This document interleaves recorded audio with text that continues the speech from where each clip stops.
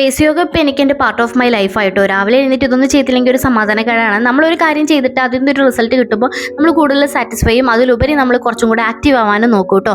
അപ്പോൾ അത്രേ ഉള്ളൂ. അപ്പോൾ ഇന്നലെ രാത്രി നല്ല മഴ പെയ്തുകൊണ്ട് ചെടിക്ക് ഇന്ന് വെള്ളം നനയ്ക്കേണ്ട കാര്യം ഉണ്ടായില്ല. ഞാൻ ചെടിയിൽ എത്രത്തോളം വെള്ളം ഇറങ്ങിയിട്ടുണ്ടെന്നുള്ള നിരീക്ഷണത്തിലാണ് ഇപ്പോൾ നോക്കുന്നത്.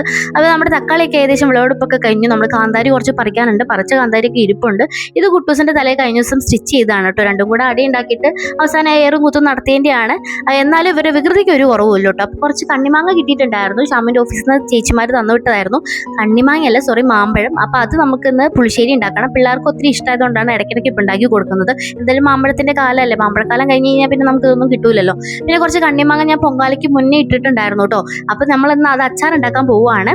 അപ്പോൾ നമ്മൾ അതിന് വേണ്ടിയിട്ട് ഉലുവയും കടുകൊക്കെ നന്നായിട്ട് വറുത്തിട്ട് പൊടിച്ച്, പിന്നെ നമ്മൾ കുറച്ച് മുളക് പൊടിയും പിന്നെ നമ്മുടെ കായപ്പൊടി ഉണ്ടല്ലോ, കായും പിന്നെ കല്ലുപ്പും ഒക്കെ ചേർത്ത്, പിന്നെ നമ്മൾ ഊറ്റി വെച്ച കണ്ണിമാങ്ങയുടെ വെള്ളം ഉണ്ടല്ലോ അതും കൂടെ ചേർത്ത് നന്നായിട്ട് മിക്സ് ചെയ്ത് നമ്മൾ ഒരു ദിവസം റെസ്റ്റ് ചെയ്യാൻ വേണ്ടി പുറത്ത് തന്നെ വെക്കും. പിന്നെ പിറ്റേ ദിവസം നമ്മൾ നല്ലെണ്ണ ചൂടാക്കി ആ ചൂടാക്കി ആറിയതിന് ശേഷം നമ്മളത് ഒഴിച്ച് നമ്മൾ ഭരണിയിലോട്ട് ആക്കി വെക്കുകയാണ് ചെയ്യുന്നത് കേട്ടോ.